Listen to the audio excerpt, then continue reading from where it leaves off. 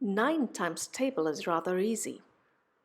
When you go down from 9 to 90, what you need to do is minus 1 from the units place and add 1 to the tens place. That becomes 1 8 18.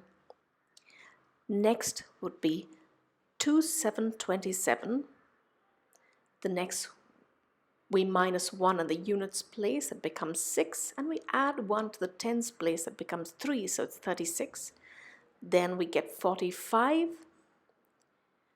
Then we get minus 1 from the units place plus 1 on the tens place, it becomes 54.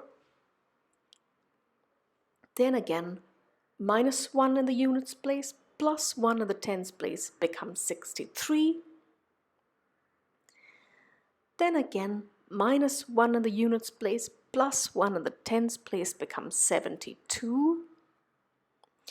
Then again, minus 1 in the units place plus 1 in the tens place becomes 81. And then you get 90 the same way. Also, you would notice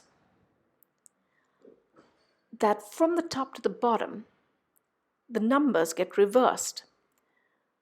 So if you notice, 9 times 2 is 18, while 9 times 9. Similarly, 9 times 3 is 27, while 9 times 8 is 72, which is the reverse. 9 times 4 is 36, while 9 times 7 is 63, which is the reverse. 9 times 5 is 45, and 9 times 6 is 54, which is the reverse. Also, supposing you forget what 7 times 9 is. You remember 7 times 10 is 70.